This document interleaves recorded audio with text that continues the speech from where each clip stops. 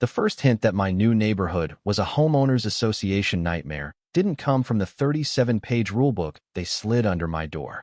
It wasn't even the snarky email about my supposedly hideous accessibility ramp, which, for the record, was a plain aluminum setup, not some garish neon monstrosity screaming, "property value destroyer," since 2025.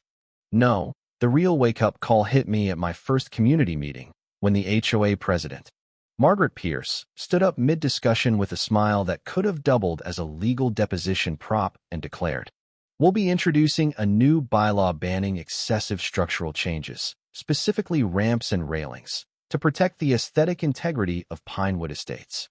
Then she turned straight to me and added, "I'm sure you understand, Mr. Evans." The room fell dead silent. Now, I'm not one to stay quiet when someone tries to erase my existence for the sake of their perfect little suburban fantasy. But in that moment, I was too busy debating whether to laugh or start rehearsing for a courtroom showdown. Margaret, with her flawless hair and a blazer so crisp it probably rustled when she walked, wasn't just hinting that I was an eyesore. She was saying it outright, in front of the entire HOA board, 25 homeowners, and one bewildered guy named Tim, who I later found out was only there for the free cookies and had no clue what was going on. A few people swapped uneasy looks, but no one said a word. Margaret flashed a tight-lipped smile, the kind tyrants flash before announcing a crackdown, then pointed to the projector screen behind her, displaying a deranged PowerPoint slide that read, "Upholding community standards, eliminating obstacles to elegance." I cleared my throat.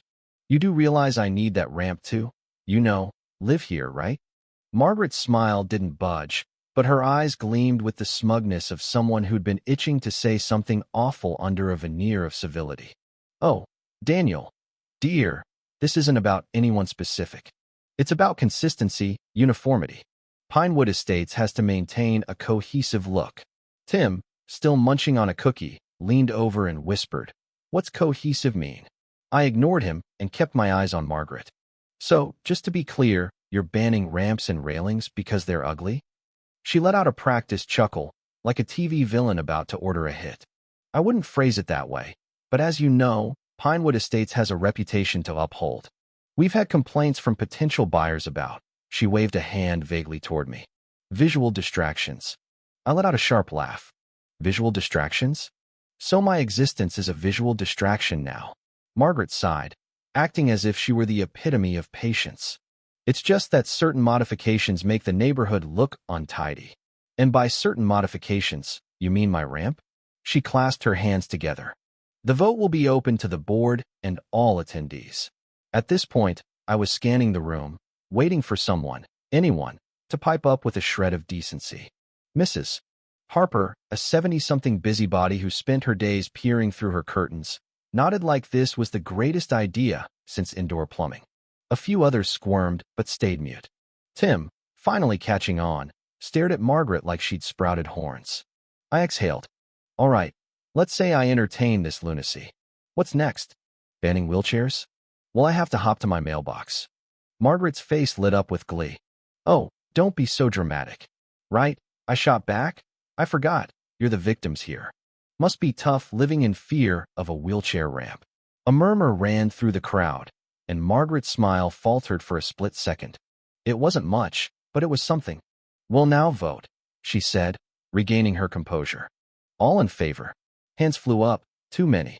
I counted quickly, and my stomach twisted. "All opposed." I raised my hand, obviously. Tim half raised his, then dropped it, unsure of the protocol. It didn't matter. The vote was unanimous. Margaret beamed like she'd just won an election. I stared at her, then at the room, my new neighbors, the people I'd be nodding to over the fence, the ones who'd just casually voted to strip away my ability to access my own home. Something snapped. I leaned forward, elbows on the table. "Just so we're clear, you all just unanimously voted to discriminate against disabled residents. That's a bold legal move." Margaret's face flickered, just for a moment. "Oh, don't look so concerned," I added. "I'm sure the local news will eat this up." You could have heard a pin drop. Margaret froze, realizing she might have overstepped. I gave her a slow, deliberate smile, pulled out my phone, and dialed loud enough for everyone to hear. "Hi. Yes, I'd like to report housing discrimination. The Pinewood Estates HOA just voted to ban accessibility ramps for disabled residents. Yes, I can provide statements. No, I'm not kidding. Margaret went pale. Tim whispered, "Oh, she's toast." The room buzzed with whispers, but I didn't stick around. I grabbed my bag, nodded at Tim, who flashed a shaky thumbs up, and wheeled out like I was exiting a blockbuster explosion. By the time I got home, my phone was lighting up with reporters wanting interviews. Oh, I had time. And Margaret Pierce? She had no clue what was coming. The news crew arrived faster than I'd expected. Less than 24 hours after my call, a van with the station's logo pulled up like they were covering a major scandal.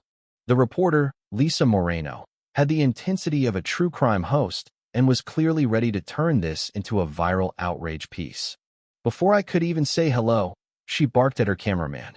"Get a wide shot of the ramp, then some B-roll of the neighborhood. Make sure you catch the HOA sign." She turned to me. "Daniel, right? Ready to make some homeowners squirm?" I grinned. "Born ready." We set up on my porch, my unsightly ramp in plain view. Lisa dove in. "So, Daniel, what went down at that HOA meeting?" I didn't hold back. Margaret's crusade against accessibility, the unanimous vote, the way they'd framed my existence as an aesthetic problem. Lisa nodded like she was already plotting her Emmy reel. The cameraman zoomed in at all the right beats. My expression when I recounted Margaret's fake courtesy, the absurdity of her PowerPoint, the pristine neighborhood backdrop oblivious to the storm brewing. Then Lisa hit me with the big one. "Why do you think they're really doing this?" I leaned back. "It's not about the ramp. It's about control. This HOA wants to dictate who fits in and who doesn't. If they can push people like me out, they keep their little bubble pristine, uniform, and free of anyone who doesn't match their outdated ideal." Lisa's face hardened. "What's your next move?" "Oh," I said, "I'm just warming up." The interview aired that night, and by morning, Pinewood Estates was infamous for all the wrong reasons. The story exploded online. People crashed the HOA's website with complaints. Comment sections overflowed with blatant discrimination, and HOAs are the worst. Someone dug up an old social media post where Margaret bragged about being the keeper of perfection, and soon, memes of her in a dictator's outfit were everywhere. My favorite captioned her with, "First they came for the ramps, and I said nothing."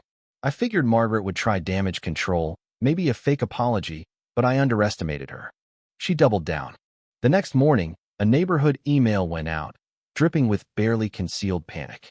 "Dear Pinewood Estates residents, we're aware of the misleading and defamatory news reports circulating about our community. Rest assured, the HOA remains dedicated to preserving the beauty and order of Pinewood Estates." The bylaw in question was not intended to target individuals, but to maintain the structural standards that make our neighborhood desirable. We trust our residents will see through the sensationalism and continue to support our values. Sincerely, Margaret Pierce, President, Pinewood Estates HOA. I was still chuckling when my sister, Sarah, called, having seen the news. "What's next?" "Lawsuit. Already on it," I said, opening my laptop. "But let's see how bad this gets first." It got bad fast. The news ran a follow-up the next day, this time with footage from the meeting. Turns out Tim, my clueless ally, had secretly recorded it and, in a stroke of accidental genius, sent it to the station. The video was brutal. Margaret brushing off my concerns, her smug spiel about reputation, the unanimous vote that now looked like dystopian theater. Tim called me an hour later, half proud, half panicked. I think I did something." I laughed. "Tim, you just torched the HOA. Cool. They gonna sue me? They'd be crazy to try." That's when I knew Margaret wouldn't back off. She'd fight, and she'd crash hard. An emergency HOA meeting was called that night. I went. Obviously, I wasn't missing the meltdown. Margaret wasn't smiling this time. She paced the room, clutching a folder like it was her last lifeline. When I rolled in, she whirled on me. "This is your fault. You banned ramps, Margaret," I said. "You did this." She ignored me, addressing the sparse crowd, most now eyeing her like a train wreck. "We need to stand together. This is our community, and we won't be bullied by outsiders." Tim whispered, "Is she talking about the government?" I shrugged. "Probably." Margaret ranted on, oblivious to her dwindling support. We have the right to govern our neighborhood. This is about property values, prestige. If we let people like Daniel run things, what's next? Cars on lawns. Loud music all night. This is about order. Tom, the last loyal board member, coughed. Margaret, I think, she cut him off. No, I won't be silenced. I've kept this place pristine for years. Then, in a twist no one saw coming, Mrs. Harper, the curtain-twitching yes-woman, stood up, adjusted her sweater, and said, Margaret, dear, you're a liability now. The room stopped breathing. Margaret blinked. Excuse me. Mrs. Harper sighed. The press is killing us. Property values are tanking. My cousin saw us on a late-night comedy show. It's time to move on. It was over.